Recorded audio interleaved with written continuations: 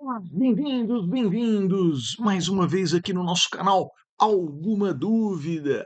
A ideia é sempre falar sobre direito penal, trazer novidade, lembrar de institutos importantes e também lembrar, ó, curtiu?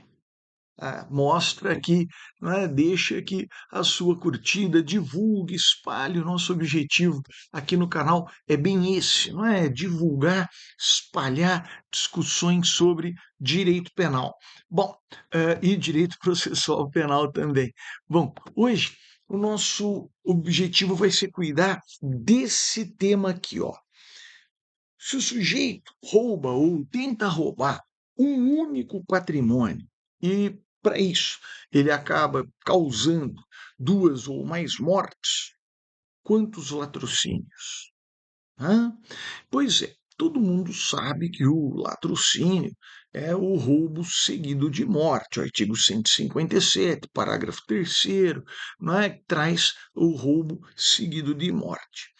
A pergunta é a seguinte: quando o sujeito quer roubar um patrimônio, rouba um patrimônio, mas para isso gera duas ou mais mortes, quantos latrocínios nós temos? O STJ pensava de um jeito, mudou. Vamos acompanhar esse movimento e a crítica que pode ser feita, claro, a essa mudança de orientação. Vamos lá? Vamos lá. Bom, começando, como é que o STJ entendia a matéria?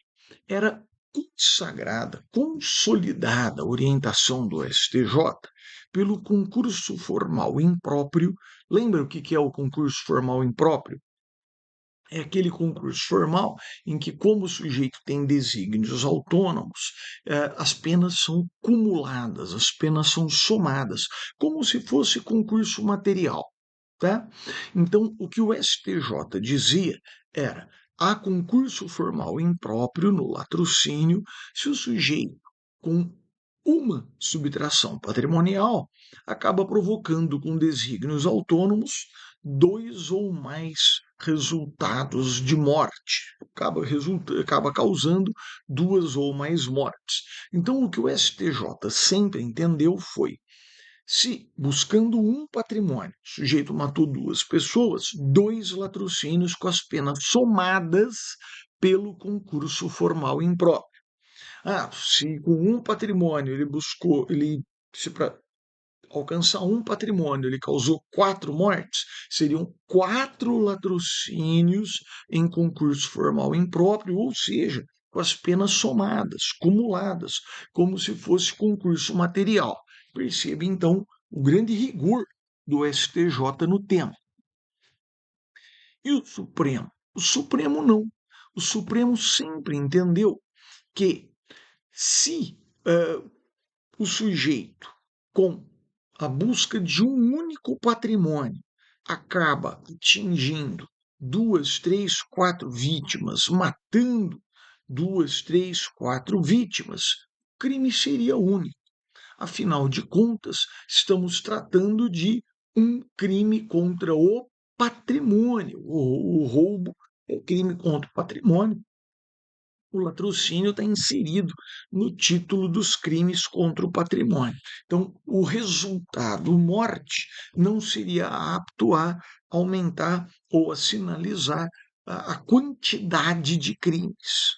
O número de crimes está atrelado ao bem jurídico, que é o principalmente tutelado, que é aquele tá, não é, orientando inclusive o título em que o crime está, é o crime contra o patrimônio. Então, sim, deve ser entendido como crime único contra o patrimônio, apesar de várias mortes, apesar de várias vidas atingidas. Por que crime contra o patrimônio?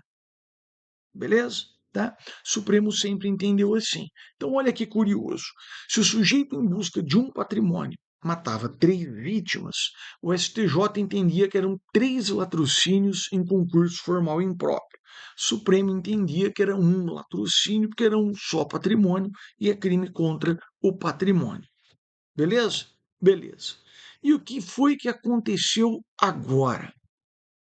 O STJ mudou a orientação para seguir o entendimento do Supremo. O STJ agora, né, em setembro de 2023, passa a entender que, se subtraído um só patrimônio, a pluralidade de vítimas de violência não impede o reconhecimento de crime único de latrocínio, tá? Por quê? Porque o próprio STJ disse: olha, a gente sempre entendeu diferente, a gente sempre entendeu que era concurso formal impróprio, né? Mas essa posição destoa da orientação já consolidada do Supremo, que sempre entende que é crime único por se tratar de crime contra o patrimônio. Por essa razão, olha o finalzinho aqui, ó, mostra-se prudente proceder ao overruling da jurisprudência desse Tribunal Superior, adequando-se à firme compreensão do Supremo acerca do tema. Então, agora a gente pode dizer que os dois tribunais superiores têm aí a mesma orientação, consolidando que, quando com um patrimônio sujeito mata duas, três, quatro vítimas, é crime único de latrocínio, exatamente por se tratar de crime contra o patrimônio. Sempre que eu falava dessa discussão em aula, os alunos ficavam indignados com a posição do Supremo, né? Diziam: mas Gustavo, como pode, Gustavo, você falar para mim que quando mata duas, três, quatro pessoas tem crime único, só porque o objetivo era patrimonial. A vida não deveria ser o grande bem orientador, o grande bem a ser tutelado pelo ordenamento? Pois é. Essa é uma armadilha, eu diria, que o próprio Supremo acabou criando, forçando o entendimento que não era harmônico, né? E o Supremo forçou e a gente fica pagando o preço disso até agora. Qual é a forçada de barra? Essa aqui, ó. O Supremo, na súmula 603, entende que a competência para julgar o latrocínio, mesmo que seja uma morte dolosa, ou seja, mesmo que o sujeito, mesmo que o autor atente contra a vítima dolosamente para matá-la, tá? Aquele exemplo horroroso do sujeito que rouba o bem, manda a vítima ajoelhar e executa. Pois bem, aí você tem um roubo doloso, uma morte dolosa. O Supremo, na súmula 603, consolida que a competência é do juiz singular e não do tribunal do júri. Aí a gente vem e fala: mas Supremo, isso é uma morte dolosa. Tentado doloso contra a vida, crime doloso contra a vida, tem que ir para o júri. E o Supremo diz: não, porque o que importa aqui não é o bem jurídico vida. Se o crime está inserido entre os crimes contra o patrimônio, quer dizer que aqui importante é o patrimônio, é ele que orienta também a competência. Não seria um crime contra a vida, seria um crime contra o patrimônio. Por quê? Porque está no título dos crimes contra o patrimônio. Tá? Essa é a ideia. Né? Então, o Supremo, para tirar o latrocínio, para tirar o roubo com morte dolosa do júri, ele vai lá, bate o pé e fala: por mais que tenha morte dolosa, a gente tem que dar foco para o patrimônio. Crime contra o patrimônio é competência do juiz singular e não do júri.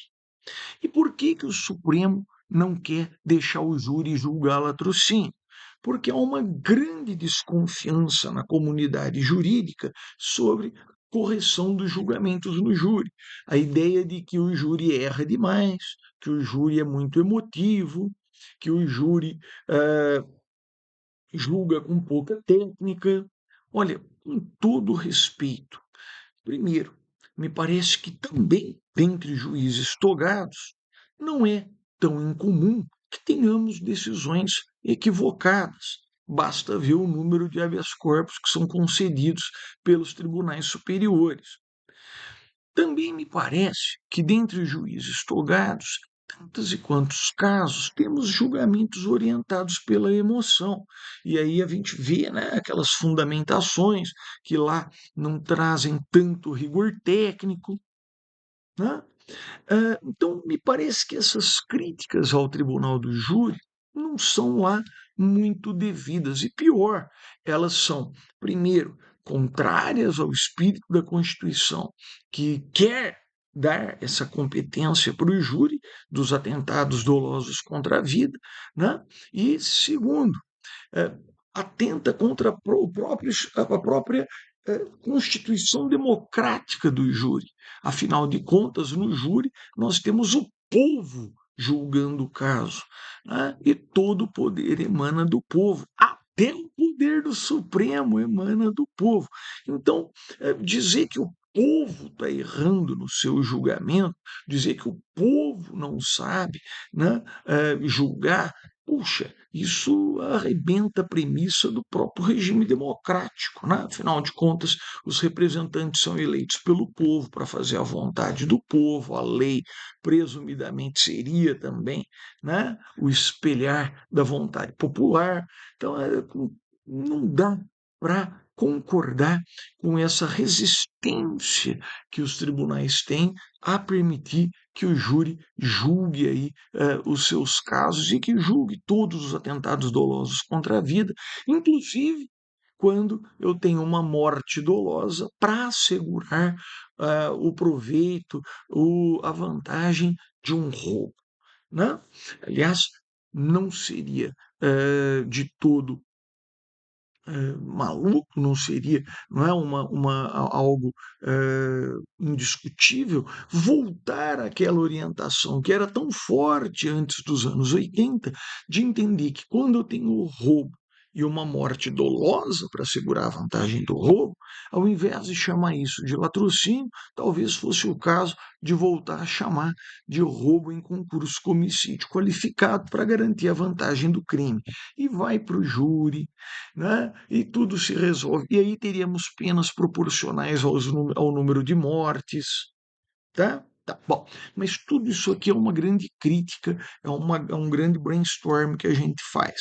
O que a gente tem certeza é a súmula 603 está em vigor e a súmula 603 diz: competente por latrocínio é o juiz singular e não o júri, mesmo que a morte seja dolosa, porque o importante no latrocínio é o patrimônio. Tá? Tá. E nós, essa súmula colide com essa outra, com a 610 do Supremo.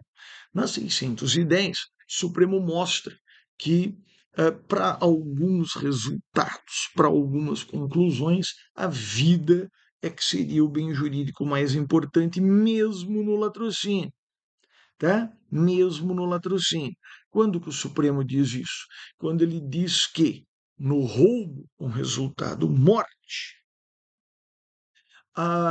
o crime se consuma quando a morte se consume, ainda que o roubo seja tentado.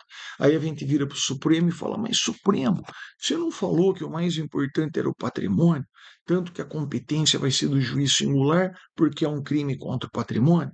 Então, por que você diz agora, na hora de descobrir o momento consumativo do latrocínio, por que você diz que o momento consumativo está atrelado ao resultado morte, ao ataque à vida, enfim, né? E não à consumação do próprio roubo, do crime contra o patrimônio, né? E aí o Supremo não tem cá entre nós uma boa explicação. Ele vai ficar batendo na importância do bem jurídico vida, aí você vira e fala: mas Supremo, dê essa mesma importância lá na súmula 603, então. Lembra que isso deveria ser competência do júri, né?